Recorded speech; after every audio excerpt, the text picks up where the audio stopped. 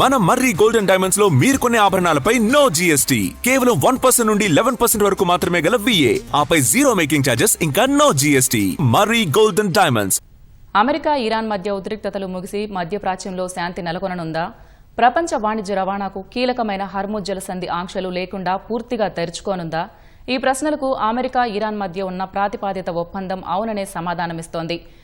ఇరు దేశాల మధ్య అవగాహన ఒప్పందం దాదాపు ఖరారైంది. ఈ ఒప్పందం ప్రకారం 60 రోజుల తాత్కాలిక కాల్పుల విరమణతో పాటు ఇరాన్లో $300 బిలియన్ పెట్టుబడులను అమెరికా పెట్టనున్నట్లు తెలుస్తోంది.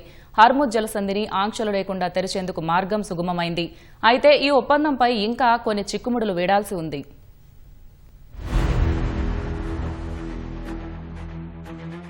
పశ్చిమాసియాలో కొనసాగుతున్న ఉద్రిక్తతలను తగ్గించేందుకు అమెరికా ఇరాన్ మధ్య అవగాహన ఒప్పందం దాదాపు ఖరారైంది. ఈ ఒప్పందం ప్రకారం ప్రస్తుతానికి 60 రోజుల పాటు తాత్కాలిక కాల్పుల విరమణను పొడిగించి ఇరాన్ అణు కార్యక్రమంపై ఇరు దేశాలు చర్చలు జరపనున్నాయి. అయితే ఈ ముసాయిదాపై అమెరికా అధ్యక్షుడు డొనాల్డ్ ట్రంప్ ఇంకా తుది సంతకం చేయాల్సి ఉందని ఆ దేశ ఉపాధ్యక్షుడు జేడీ వాన్స్ స్పష్టం చేశారు. ఈ ముసాయిదాపై ట్రంప్ ఎప్పుడు సంతకం చేస్తారనేది ఖచ్చితంగా చెప్పలేమన్నారు. కొన్ని కీలకమైన అంశాలపై ఇంకా ఇరు దేశాల మధ్య చర్చలు జరుగుతున్నాయని వివరించారు. అయితే ఇప్పటి వరకు చాలా మంచి పురోగతి సాధించామని జేడీ వాన్స్ చెప్పారు. అటు ట్రంప్ ఏకపక్షంగా ప్రకటించేదాన్ని తాము ఎప్పటికీ అంగీకరించబోమన్న ఇరాన్ తాము అధికారికంగా ప్రకటించినప్పుడే ఒప్పందం పూర్తయినట్లని స్పష్టం చేస్తోంది.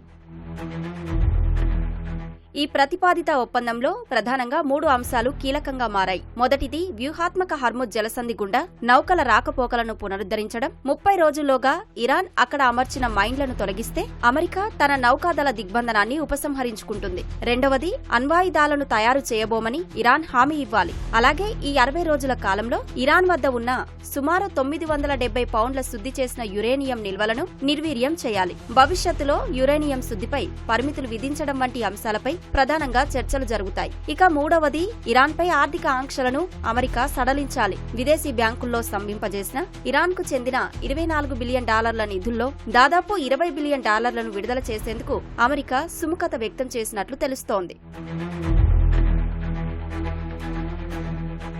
ఈ ఒప్పందంలో అత్యంత ముఖ్యమైన అంశం ఇరాన్ కోసం ప్రతిపాదించిన $300 బిలియన్ అంతర్జాతీయ పెట్టుబడి నిధి. ఒప్పందం కుదిరితే ఇరాన్ పునర్నిర్మాణానికి అమెరికా $300 బిలియన్ పెట్టుబడులను ఆ దేశంలో పెట్టనున్నట్లు న్యూయార్క్ టైమ్స్ కథనం పేర్కొంది. అమెరికాకు చెందిన చమురు, ఎనర్జీ కార్పొరేషన్లు ఇరాన్లో భారీగా పెట్టుబడులు పెట్టేందుకు మార్గం సుగమం అవుతోంది. అలాగే లెబనాన్లో ఇజ్రాయిల్ హెజ్బొల్లా యుద్ధానికి ముగింపు పలకడం కూడా ఈ ప్రతిపాదిత ఒప్పందంలో భాగమే. పాకిస్తాన్, ఖతార్ మధ్యవర్తులుగా సాగుతున్న ఈ చర్చల్లో కొన్ని చిక్కుముడులు ఇంకా వీడలేదు. అమెరికా దీనిని కేవలం తాత్కాలిక కాల్పుల విరమణగా చూస్తుంటే ఇరాన్ మాత్రం అన్ని ఫ్రంట్లలో యుద్ధ ముగింపు ప్రకటన కావాలని పట్టుబడుతోంది. అలాగే అమెరికా నౌకాదళ దిగ్బంధనం ఎత్తివేతపై కూడా ఇరు దేశాల మధ్య కాలపరిమితి విషయంలో భిన్నాభిప్రాయాలు ఉన్నాయి.